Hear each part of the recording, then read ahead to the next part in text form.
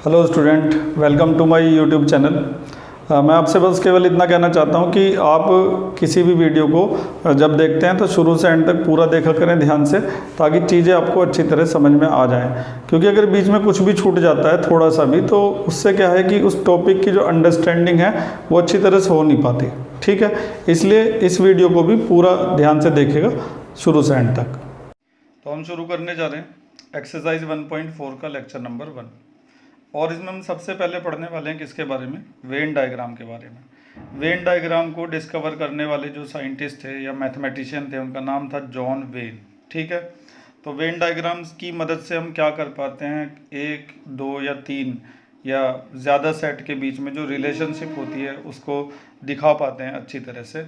तो उसको समझने के लिए मैं यहाँ पे एक डायग्राम बना देता हूँ। तो वेन डायग्राम के अंदर हम यूजुअली रेक्टेंगल्स का इस्तेमाल करते हैं, रेक्टेंगल्स और सर्कल्स का इस्तेमाल करते हैं। रेक्टेंगल जो होता है उससे हमेशा यूनिवर्सल सेट को रिप्रेजेंट किया जाता है। उसके एक कोने में आप इस तरीके से यू लिख सकते हैं। जो रेक्टेंगल होगा वो हमेशा किसको रिप्रेजेंट करेगा? यूनिवर्सल सेट को। इसके अलावा इसके अंदर जो सर्कल्स आप बनाएंगे वो सेट ए को, सेट बी को रिप्रेजेंट कर सकते हैं। ये सेट ए हो गया और ये सेट बी हो गया। ठीक है, ये सर्कल ऐसे दूर दूर भी हो सकते हैं और ये सर्कल इस टाइप के भी हो सकते हैं कि एक दूसरे को ये क्रॉस करें। जैसे कि ये पूरा यूनिवर्सल सेट हो गया और एक दूसरे को क्रॉस करते हुए भी ये सर्कल ऐसे बनाए जा सकते हैं, ए बी। और ज़रूरी नहीं कि दो ही सर्कल बनेंगे, ये दो से ज़्यादा भी हो सकते हैं, चार भी हो सकते हैं, तीन भी हो सकते हैं। जैसे हमने ये रेक्टेंगल बनाया तो ये किसको रिप्रेजेंट करेगा? यूनिवर्सल सेट को। और मान लो कि हमने इसके अंदर तीन सेट बना दिए, ए बी और सी, ए बी और सी, इस तरह से। तो वेन डायग्राम जब भी बनाया जाता है तो उसमें जो रेक्टेंगल होता है वो हमेशा रिप्रेजेंट करता है किसको? यूनिवर्सल सेट को। यूनिवर्सल सेट हमने पिछली एक्सरसाइज में पढ़ा था। उसके अलावा उसके अंदर हम इस तरह से दो सेट को रिप्रेजेंट कर सकते हैं, ऐसे एक दूसरे को क्रॉस करते हुए भी रिप्रेजेंट कर सकते हैं, तीन सेट भी रिप्रेजेंट किए जा सकते हैं। इसके अलावा एक और तरीका होता है इसके अंदर सेट्स को रिप्रेजेंट करने का। जैसे कि ये यूनिवर्सल सेट हो गया, ये बाहर सेट ए हो गया, इसके अंदर जो है वो सेट बी हो गया। ठीक है, और हम आसानी से कह सकते हैं कि सेट बी जो है वो सेट ए का क्या है? सबसेट है, क्योंकि सेट बी के सारे एलिमेंट जो हैं वो सेट ए के अंदर है। और बी और ए दोनों के लिए ये जो पूरा रेक्टेंगल है ये यूनिवर्सल सेट का काम करेगा, क्योंकि बी और ए के सारे एलिमेंट यू के अंदर आ रहे हैं। तो वेन डायग्राम को समझने के लिए और बेहतर चलते हैं अगले पेज पर। चलिए खैर, तो वेन डायग्राम को अच्छे से समझने के लिए हम ये एक एग्जांपल ले लेते हैं। हमने यहाँ पर रेक्टेंगुलर से यूनिवर्सल सेट को रिप्रेजेंट किया हुआ है और उसके अंदर दो सेट हो रहे हैं, सेट ए और सेट बी। ठीक है, तो अगर हमसे पूछा जाए कि यूनिवर्सल सेट के जो एलिमेंट्स हैं उनको लिखिए, तो क्या क्या लिखेंगे हम? यूनिवर्सल सेट के अंदर ये सब आ जाएगा, सारे एलिमेंट उसके अंदर होंगे। तो 1 2 3 1 2 3 4 5 4 5 6 7 8 9 10, 6 7 8 9 और 10, सारे के सारे एलिमेंट किसके अंदर आ गए? यूनिवर्सल सेट के अंदर। ठीक है, हमसे पूछे कोई कि सेट ए में कितने एलिमेंट हैं, तो ये सेट ए है पूरा का पूरा, तो इसके अंदर जितने भी एलिमेंट होंगे सारे लिखने पड़ेंगे, 6 7 8 9 और 10, 6 7 8 9 और 10। हमसे पूछा जाए कि सेट बी में कितने एलिमेंट हैं, तो हम आसानी से कह सकते हैं कि सेट बी के अंदर एलिमेंट हैं 9, 10। ठीक है, हमसे कोई ये पूछे कि क्या बी जो है वो ए का सबसेट है, तो वो साफ दिखाई दे रहा है, क्योंकि बी जो है वो ए के अंदर है, बी के सारे एलिमेंट ए के अंदर आ रहे हैं, तो इसका मतलब बी जो है वो ए का क्या है? सबसेट है, आसानी से कहा जा सकता है। ठीक है, वेन डायग्राम के बारे में और ज़्यादा जानकारी जैसे जैसे हम चैप्टर में आगे बढ़ते रहेंगे हमें मिलती रहेगी। ठीक है, फिलहाल आगे बढ़ते हैं, अगला टॉपिक समझते हैं। अब हमारा अगला टॉपिक जो है वो है ऑपरेशंस ऑन सेट। सेट्स के ऊपर बहुत सारे ऑपरेशन होते हैं, जैसे कि मैथमेटिक्स में हमने बहुत सारे पहले भी ऑपरेशन पढ़ रखे हैं कि प्लस, माइनस, मल्टीप्लाई और डिवाइड। ठीक है, इसके अलावा सेट्स में भी कुछ इसी तरह के ऑपरेशंस होते हैं, उनको समझना ज़रूरी है। सबसे पहला ऑपरेशन आता है union of sets. Union of set क्या होता है, पहले उसकी डेफिनेशन से क्लियर करते हैं। Let A and B B any two sets the union of A and B is the set which consist all the element of A and all the element of B. A और B का जो union है वो एक ऐसा set होगा जिसमें all the elements of A होंगे और all the elements of B होंगे। Union of set is denoted by this letter U. तो आप इसमें कंफ्यूज हो सकते हैं, आप इसे यूनिवर्सल सेट भी समझ सकते हैं, क्योंकि पिछले लेक्चर में हमने यूनिवर्सल सेट को भी इसी लेटर से रिप्रेजेंट किया था यू से, और यूनियन को भी हम किससे रिप्रेजेंट करेंगे, यू से। डेफिनेशन से उतना क्लियर नहीं होगा जितना एग्जाम्पल से क्लियर होगा। तो एग्जाम्पल समझते हैं। ए और बी दो सेट हमें दे रखे हैं और हमें क्या फाइंड करना है, ए यूनियन बी। क्या फाइंड करना है, ए यूनियन बी। तो डेफिनेशन के अकॉर्डिंग ए यूनियन बी में ए के और बी के सारे एलिमेंट्स होंगे। तो ए यूनियन बी जो है वो इस तरह से आएगा 1 2 3 सारे एलिमेंट इसके और सारे एलिमेंट इसके 4 5 और 6। अगर मान लो 3 इसमें भी है उसमें भी है तो हम एक ही बार लेंगे। क्लियर है। और ये वाला जो सेट है ये इन दोनों के लिए यूनिवर्सल सेट का काम भी कर रहा है। ये सेट इन दोनों का यूनियन भी है और ये सेट इन दोनों का यूनिवर्सल भी है। तो यूनियन के बारे में हल्का फुल्का समझ में आ गया होगा, बाकी धीरे धीरे समझ में आता रहेगा, बस वीडियो में बने रहिएगा। ए और बी फिर से दो सेट दे रखे हैं और हमें इनका यूनियन निकालना है। तो देखिए कैसे निकालेंगे। तो हम लिखेंगे A union B is equal to, तो इसके सारे एलिमेंट और उसके सारे element A B C D E और एफ और जी, दोनों के सारे एलिमेंट आ गए। अगर कोई एलिमेंट इसमें भी है और उसमें भी है, कॉमन है, तो उसको एक ही बार लिया जाएगा। तो यूनियन निकालते समय क्या किया जाता है कि दोनों सेट के सारे एलिमेंट लिए जाते हैं। उम्मीद है कि यूनियन समझ में आ गया होगा, लेकिन अभी हमें यूनियन के बारे में और भी बहुत सारी चीज़ें समझनी है। चलते हैं अगले पेज पर। अब मान लो हमें कि ए यूनियन बी को वेन डायग्राम की मदद से दिखाना है, तो किस तरह से दिखा सकते हैं समझने की कोशिश करिएगा। तो वेन डायग्राम के लिए सबसे पहले हमें क्या करना पड़ता है, एक रेक्टेंगल बनाना पड़ता है। और रेक्टेंगल किसको रिप्रेजेंट करता है, यूनिवर्सल सेट को। इसके एक कोने में आप यू लिख देंगे, ठीक है। उसके बाद इसके अंदर ए और बी दो सेट बनाए जाएंगे, तो मैं बना देता हूँ ए और बी दो सेट। एक सेट ए हो गया और दूसरा सेट हो गया बी, ठीक है। केवल इतना दिखाने से ए यूनियन बी दिखाना पॉसिबल नहीं होगा। अब हमें इसको क्या करना पड़ेगा ना, शेड करना पड़ेगा ऐसे करके पूरा, ठीक है। तो ए यूनियन बी को हम देखिए कैसे लिखेंगे। तो ये देखिए मैंने क्या लिखा है, A union B implies that all shaded region, मतलब जितना भी शेडेड रीजन है वो किसको रिप्रेजेंट कर रहा है, ए यूनियन बी को। क्योंकि इस शेडेड रीजन में क्या हो रहा है कि ए के भी सारे एलिमेंट आ रहे हैं और बी के भी सारे एलिमेंट आ रहे हैं। तो ये पूरा का पूरा जो शेडेड रीजन है वो रिप्रेजेंट करेगा किसको, ए यूनियन बी को। तो उम्मीद है कि ए यूनियन बी समझ में आ गया होगा। ए यूनियन बी को अगर आप सेट बिल्डर फॉर्म में दिखाना चाहते हैं तो आप कैसे दिखाएंगे, ये समझ लीजिए जरा। A union B is equal to X such that X belongs to A और X belongs to B. Set builder form में ऐसे दिखाएंगे कि ए यूनियन बी का जो अंदर जो एलिमेंट एक्स आएगा वो ए से भी बिलोंग करेगा और बी से भी बिलोंग करेगा, मतलब ए और बी के सारे एलिमेंट इसके अंदर आएंगे। तो ए यूनियन बी को सेट बिल्डर फॉर्म में ऐसे दिखाया जाएगा, वेन डायग्राम से ऐसे दिखाया जाएगा, और नॉर्मल एग्जांपल्स में कैसे दिखाया जाता है वो हमने पिछले पेज पर देखा ही था। एक बार फिर से मैं दिखा देता हूँ। इन एग्जांपल्स में हमने देख लिया था कि ए सेट ये है, बी सेट ये है, तो ए यूनियन बी ऐसे दिखाया जाएगा। उम्मीद है कि ए यूनियन बी की कहानी समझ में आ गई होगी, लेकिन अभी पूरी नहीं हुई है, अभी चल रही है। इसके बाद यूनियन की कुछ प्रॉपर्टीज़ होती हैं, उन्हें भी देख लेते हैं। जैसे कि commutative law, A union B को आसानी से बी यूनियन ए के बराबर लिखा जा सकता है। ये बिल्कुल वैसी है जैसे मल्टीप्लाई में कम्यूटेटिव लॉ लगता है, 2 इंटू 3 जो है वो 3 इंटू 2 के इक्वल होता है। इसके अलावा एडिशन में भी लगता है, 2 + 3 इज इक्वल टू 3 + 2 होता है। तो इसी तरह से यूनियन में भी कौन सा लॉ काम करता है, कम्यूटेटिव लॉ काम करता है। ए यूनियन बी को बी यूनियन ए के इक्वल लिखा जा सकता है।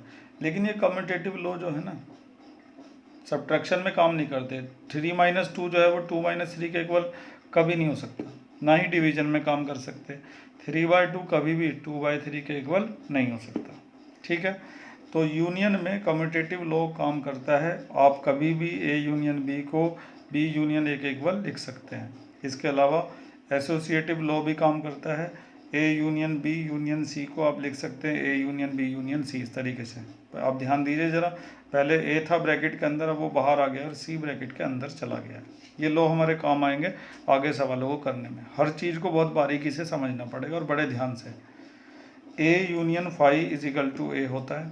फाई का मतलब एम्प्टी सेट, तो ए का एम्प्टी सेट के साथ जो यूनियन बनेगा वो क्या आएगा, ए आएगा। ऐसे ही ए यूनियन ए भी ए आएगा। यूनिवर्सल सेट यूनियन ए जो है वो क्या आएगा, यू आएगा। इनमें से जो लास्ट के तीन हैं इनको मैं आपको अगले पेज पर वेरीफाई करके दिखाता हूँ, और ये जो ऊपर के दो आप देख रहे हैं ये जब हम सवाल करेंगे उसमें आसानी से वेरीफाई हो जाएंगे, या अगर मैं ना भी करवा पाऊँ तो तुम जब सीख लोगे ना तो इनको खुद ही वेरीफाई करना। फिलहाल मैं लास्ट के तीन जो है अगले पेज पर वेरीफाई करके दिखाता हूँ, तो ध्यान दीजिएगा ज़रा। तो जो तीसरे वाली प्रॉपर्टी थी कि A union phi is equal to A, उसको हम वेरीफाई करने जा रहे हैं। ये वाली प्रॉपर्टी थी ना, A union phi is equal to A. तो देखिए कैसे वेरीफाई करेंगे। मान लो कि सेट ए जो है ना उसके एलिमेंट हैं इस तरह से 1 2 और 3, और फाई के क्या एलिमेंट होते हैं, फाई में तो कुछ होता ही नहीं है। अब अगर हमें इनका यूनियन निकालना है ए यूनियन फाई, तो उसमें क्या मिलेगा हमें, इसके सारे एलिमेंट और इसके सारे एलिमेंट। तो उसके सारे एलिमेंट लिख दिए 1 2 3, और इसके सारे एलिमेंट भी लिख दिए। इसमें कुछ है ही नहीं तो लिखेंगे क्या, तो ब्रैकेट कर दिया बंद। अब अगर आप इसको ध्यान से देख रहे हैं 1 2 3 क्या है, 1 2 3 किसके इक्वल है, ए के। तो आसानी से हमने प्रूव कर दिया कि ए यूनियन फाई जो है वो किसके इक्वल आ रहा है, ए के इक्वल आ रहा है। तो ऐसे आप कुछ भी एग्जांपल लेके आसानी से इन प्रॉपर्टीज़ को वेरीफाई कर सकते हैं।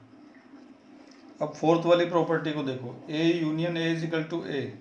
तो इसके लिए सेट ए ले लेते हैं कुछ भी, जैसे कि ए बी और सी, ए बी और ई ले लिया, ठीक है। दूसरा सेट भी ए ही है तो वो भी ए बी और ई हो जाएगा। अब हमें ए का ए के साथ यूनियन निकालना है, ए यूनियन ए। तो उसके लिए हमें ए के सारे एलिमेंट और इस ए के भी सारे एलिमेंट लेने पड़ेंगे, लेकिन जो कॉमन एलिमेंट होते हैं उन्हें एक ही बार लिया जाता है। तो अब ये जो आप देख रहे हैं ये किसके इक्वल आ रहा है, ए के इक्वल आ रहा है, ये पूरा ए के इक्वल आ रहा है। तो हमने साबित कर दिया कि ए यूनियन ए जो है वो किसके इक्वल होगा, ए के। बी यूनियन बी किसके इक्वल होगा, बी के। सी यूनियन सी किसके इक्वल होगा, सी के। ठीक है, अब आखिरी प्रॉपर्टी हो रही है उसको भी वेरीफाई करवा देता हूँ। तो फिफ्थ वाली प्रॉपर्टी ये है कि U union A is equal to U. तो इसके लिए हम एक यूनिवर्सल सेट मान लेते हैं, जैसे कि 1 2 3 4 5 और 6, और एक सेट ए ले लेते हैं जैसे कि 3 4, अपनी मर्जी से कुछ भी 3 4 5 ले लिया, ठीक है। अब यू यूनियन ए निकालते हैं, उसके लिए क्या करना पड़ेगा, यू के सारे एलिमेंट और ए के सारे एलिमेंट लेने पड़ेंगे। तो यू के सारे एलिमेंट ले लिए 1 2 3 4 5 6। अब ए के भी सारे एलिमेंट ले लो 3 4 5, 3 4 5 तो इसके अंदर ही पहले से ही आ रहे हैं, तो इसका मतलब उनको अलग से लेने की ज़रूरत नहीं है। अब ये पूरा जो है ध्यान से देखो, ये किसके इक्वल आ रहा है, यू के इक्वल आ रहा है। तो आसानी से हमने उन सारी प्रॉपर्टीज़ को जो थी, मतलब लास्ट की जो 3 प्रॉपर्टी थी उनको वेरीफाई कर दिया है। इन दोनों को आप करेंगे जब आप एक्सरसाइज सीख लेंगे उसके बाद, ठीक है। तो यूनियन के बारे में हम काफ़ी कुछ समझ चुके हैं। अब अगला जो ऑपरेशन है वो है इंटरसेक्शन, उसको समझते हैं। तो यूनियन को अच्छी तरह से समझने के बाद अब बारी आती है इंटरसेक्शन की। इंटरसेक्शन को भी समझ लेते हैं। तो इंटरसेक्शन ऑफ सेट क्या होता है, पहले डेफिनेशन क्लियर करेंगे और फिर एग्जाम्पल की मदद से समझने की कोशिश करेंगे। The intersection of set A and B is the set of all element which are common to both A and B. A और बी का जो इंटरसेक्शन होता है वो set of all elements which are common to A and B, उन set का उन element का सेट होता है जो ए और बी में क्या होते हैं, कॉमन होते हैं, ठीक है। ए और बी के कॉमन एलिमेंट का जो सेट है उसको कहा जाता है इंटरसेक्शन। एग्जाम्पल की मदद से समझते हैं, और ये साइन होता है इंटरसेक्शन को रिप्रेजेंट करने का। एक सेट ए दे रखा है, एक सेट बी दे रखा है, और हमें उनका क्या निकालना है, इंटरसेक्शन निकालना है। तो कैसे निकालेंगे, ए इंटरसेक्शन बी। तो उसके लिए हम इन दोनों के कॉमन एलिमेंट लेंगे जो दोनों के अंदर होंगे। तो यहाँ पे 3 है, उसके अंदर भी 3 है, तो बस यही हो गया ए इंटरसेक्शन बी। और अगर हमें ए यूनियन बी निकालना होता तो इसके भी सारे एलिमेंट और उसके भी सारे एलिमेंट, और जो कॉमन होता उसे एक ही बार लेते। तो 1 2 3, और 4 5। तो उम्मीद है कि इंटरसेक्शन में और यूनियन में फ़र्क समझ में आ गया होगा। यूनियन में दोनों के सारे एलिमेंट लिए जाएंगे और इंटरसेक्शन में दोनों के कॉमन एलिमेंट लिए जाएंगे। ठीक है, एक और एग्जांपल लेकर ढंग से समझते हैं। चलिए ज़रा समझिए इस एग्जांपल को। x एक सेट दे रखा है, y भी एक सेट दे रखा है और हमें इनका क्या निकालना है, इंटरसेक्शन निकालना है। तो हम ये देखेंगे कि x और y में कॉमन क्या क्या है, ABCD DEF। तो D कॉमन आ रहा है दोनों के अंदर, तो बस यही आ जाएगा इंटरसेक्शन में। और अगर हमें यूनियन निकालना होता है x यूनियन y, यूनियन में ऐसे साइन होता है, इंटरसेक्शन में उल्टा होता है। ये थोड़ा सा मेरे से बेकार बन गया। तो x यूनियन y में देखिए क्या क्या आएगा, इसके सारे एलिमेंट और उसके भी सारे एलिमेंट, ABCDE और F। ठीक है, तो मेरे ख्याल से यूनियन इंटरसेक्शन की सारी कहानी समझ में आ गई होगी। इंटरसेक्शन के भी कुछ ऑपरेशन होते हैं, जैसे यूनियन के ऑपरेशन थे वैसे इंटरसेक्शन के भी ऑपरेशन होते हैं, और वेन डायग्राम की मदद से भी इसको समझते हैं अगले पेज पर। चलिए समझते हैं कि A इंटरसेक्शन B को वेन डायग्राम की मदद से कैसे दिखाया जा सकता है। तो वेन डायग्राम के लिए सबसे पहले बनाया जाता है किसको, U को। एक रेक्टेंगल बनाया जाता है जो यूनिवर्सल सेट को रिप्रेजेंट करता है। उसके एक कॉर्नर में आप ऐसे करके U लिख देंगे। फिर इसके अंदर दो सेट बनाएंगे A और B, ध्यान से देखिएगा जरा कैसे बनेंगे। दो सेट A और B एक दूसरे को क्रॉस करते हैं। ये तो हो गया सेट A और ये हो गया सेट B। ये दो सर्कल हमने बना दिए जो A और B को रिप्रेजेंट कर रहे थे। अब हमें A इंटरसेक्शन B को रिप्रेजेंट करना है। तो इन दोनों के बीच का ये वाला जो है ना, जो दोनों में कॉमन है, देखिए ये वाला हिस्सा A के अंदर भी आ रहा है और B के अंदर भी आ रहा है। इसका मतलब ये दोनों के अंदर क्या है, कॉमन है। तो यही हिस्सा किसको रिप्रेजेंट करेगा, A इंटरसेक्शन B को। ठीक है, यूनियन कैसा था उसको देखिए और इंटरसेक्शन कैसा है उसको भी देखिए। ये देखिए जरा, यूनियन में ए के और बी के सारे एलिमेंट लिए गए थे, मतलब पूरे को शेड कर दिया था। लेकिन इंटरसेक्शन में सिर्फ उसको शेड किया गया है जो दोनों का क्या है, कॉमन पार्ट है। तो उम्मीद है कि इंटरसेक्शन का वेन डायग्राम और यूनियन का वेन डायग्राम क्लियर हो गए होंगे।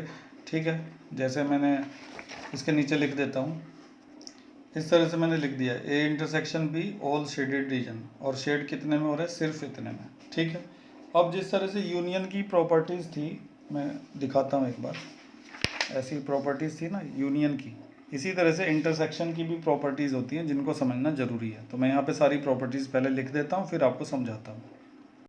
तो इस तरह से मैंने सारी प्रॉपर्टीज़ लिख दी हैं इंटरसेक्शन की। ए इंटरसेक्शन बी को बी इंटरसेक्शन ए के इक्वल लिखा जा सकता है, यानी कि कम्यूटेटिव प्रॉपर्टी काम करेगी। इसी तरह से A intersection B bracket intersection C को इस तरह से लिखा जा सकता है, एसोसिएटिव प्रॉपर्टी भी काम करेगी। फाई का मतलब एम्प्टी सेट, तो फाई इंटरसेक्शन ए जो है वो फाई होता है। यूनिवर्सल सेट इंटरसेक्शन ए जो है वो ए होता है। ए इंटरसेक्शन ए भी ए होता है। और A intersection B union C को इस तरीके से लिखा जा सकता है, डिस्ट्रीब्यूटिव लॉ।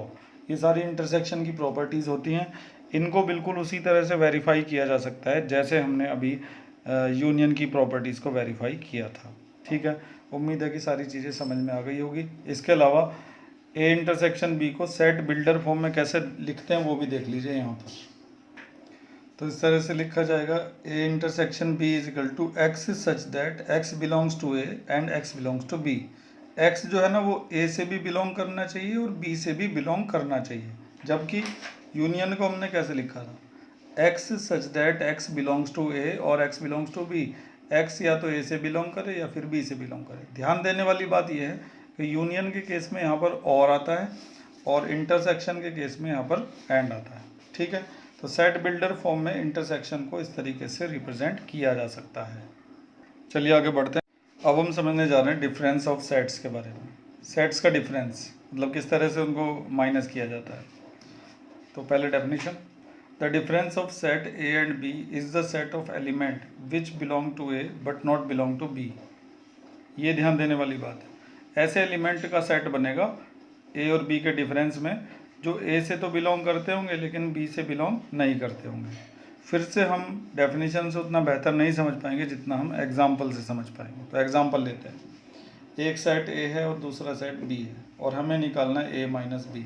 तो हम क्या करेंगे कि इस सेट के अंदर जितने भी बी के एलिमेंट हैं उनको हटा देंगे, तो इस सेट के अंदर बी के कौन कौन से एलिमेंट हैं, 1 2 3। तो 1 2 3 को हटाने के बाद क्या बचेगा, 4 बचेगा। और इस तरीके से हमने a माइनस बी निकाल दिया। ठीक है, अब मान लो हमें b माइनस ए निकालने को कहा जाए, तो हम क्या करेंगे कि b में से जितने भी a के एलिमेंट हैं उन्हें हटा देंगे।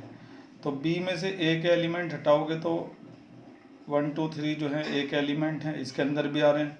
जब उनको हटाया जाएगा तो b में कुछ भी नहीं बचेगा। इसका मतलब क्या आ जाएगा, 5 आ जाएगा। और बेहतर समझने के लिए एक और एग्जांपल देखिए।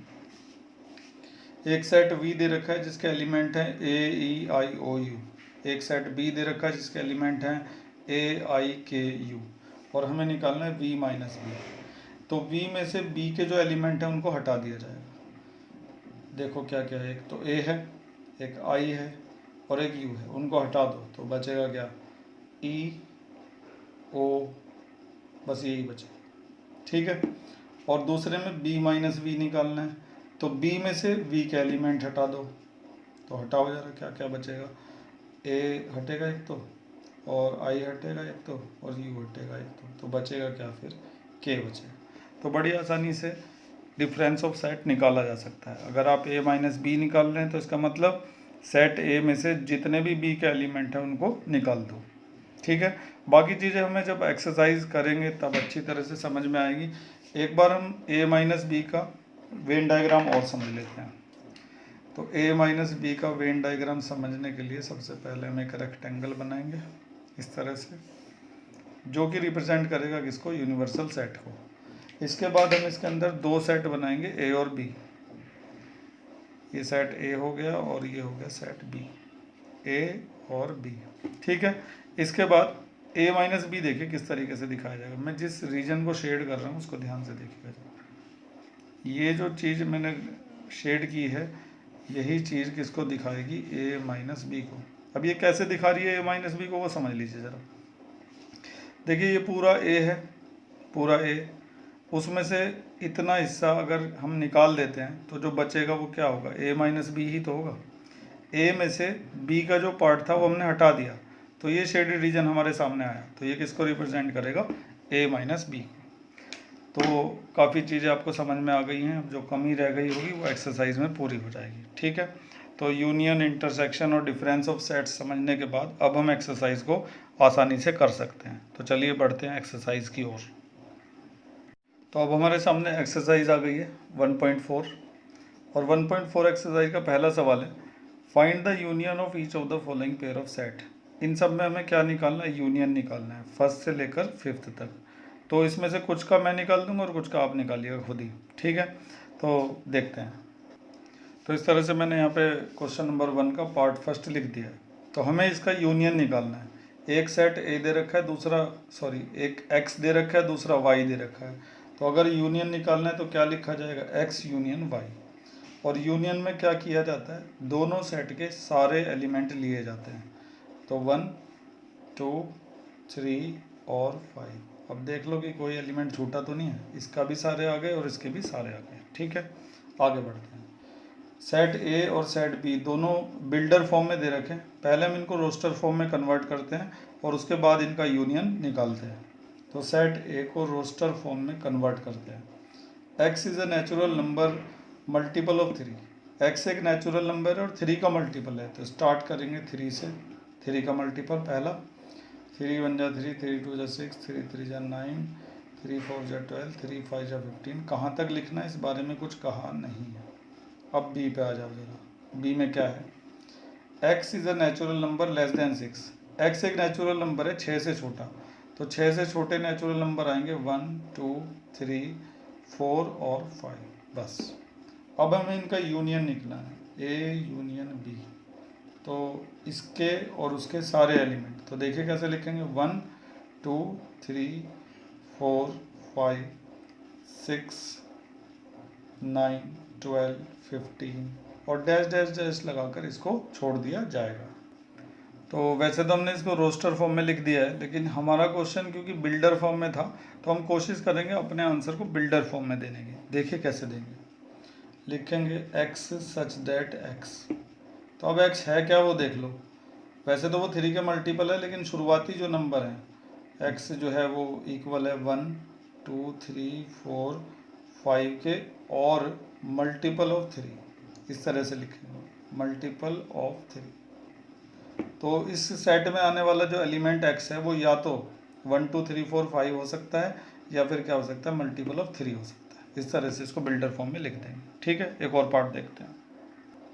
इसको देखिए जरा, ए के अंदर एलिमेंट है 1 2 3 और बी के अंदर कुछ भी नहीं है, खाली है। अभी हमें इनका यूनियन निकला है, ए यूनियन बी। तो ए और बी के सारे एलिमेंट लिए जाएंगे। तो ए के सारे एलिमेंट तो हमने ले लिए, बी का क्या एलिमेंट लें, बी तो खाली है, तो इसको यहीं पे बंद करना पड़ेगा।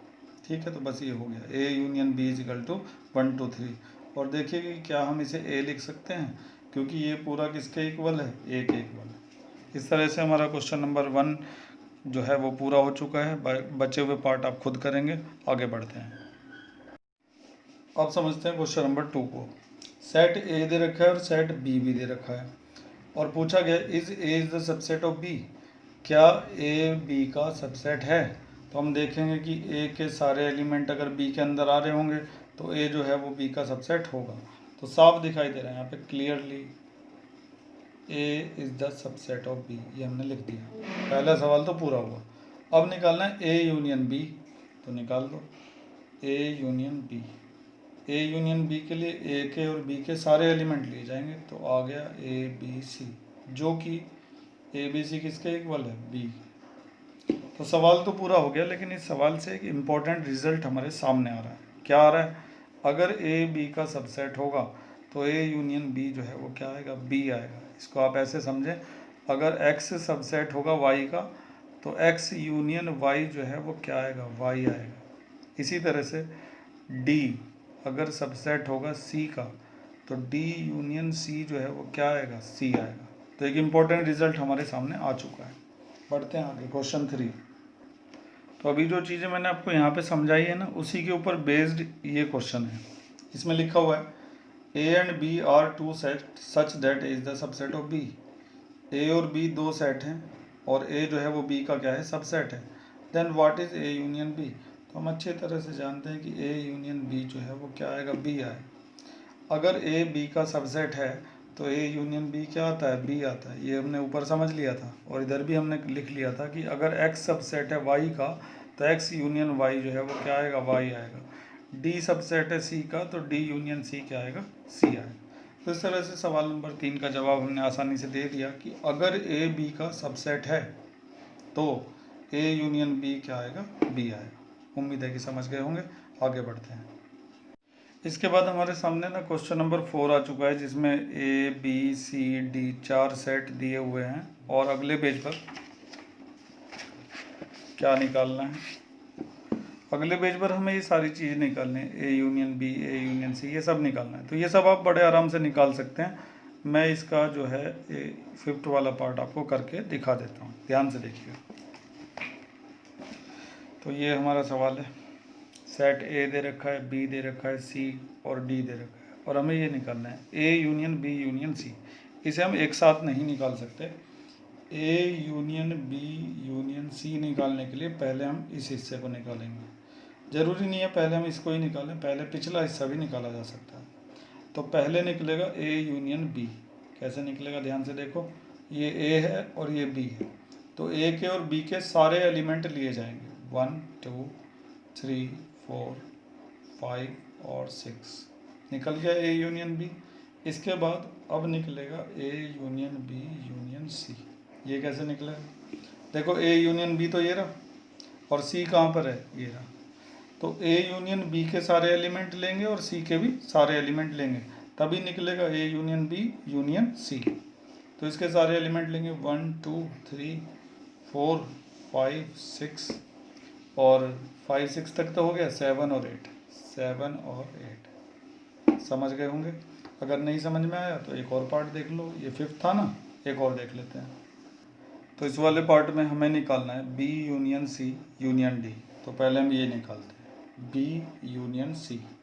तो उसके लिए बी और सी को देखना पड़ेगा, ये बी है और ये सी है। इसके सारे एलिमेंट और उसके भी सारे एलिमेंट 3 4 5 6, 3 4 5 6। जो कॉमन है वो एक ही बार लिया जाएगा। 5 6 तक हो गया, उसके बाद 7 और 8, बी यूनियन सी निकल गया। लेकिन हमें निकालना है B union C union D. तो B union C union D, तो बी यूनियन सी तो ये हो गया, इसके साथ डी का यूनियन लेना है, मतलब इसके सारे एलिमेंट और डी के सारे एलिमेंट, डी ये रहा। तो हमारे पास आएगा सारे एलिमेंट इसके लो पहले, 3 4 5 6 7 8, और अब उसकी बारी 7 8 तो हो गया, 9 और 10। उम्मीद है कि समझ में आ गया होगा सब कुछ। आज के लेक्चर में बस इतना ही, बाकी करेंगे अगले लेक्चर में। क्वेश्चन नंबर 4 से आगे बढ़ेंगे, तब तक इनकी अच्छी तरह से प्रैक्टिस कर लीजिएगा। Thank you. उम्मीद है कि सब समझ में आ गया होगा, और अगर कुछ कमी रह गई है तो कमेंट्स में ज़रूर लिखा करें, ताकि अगली वीडियो में उसका सुधार किया जा सके। और कोई प्रॉब्लम भी आती है तो भी आप मुझे कमेंट्स में लिख सकते हैं, या फिर मुझे व्हाट्सएप मैसेज भेज सकते हैं मेरे नंबर पर। डिस्क्रिप्शन में मैंने नंबर दे रखा है, ठीक है। और अगर आपने चैनल सब्सक्राइब नहीं किया हुआ है तो सब्सक्राइब ज़रूर कर लीजिए, ताकि समय समय पर आपको मैथ और साइंस की इसी तरह की इन्फॉर्मेटिव वीडियो मिलती रहे। Thank you.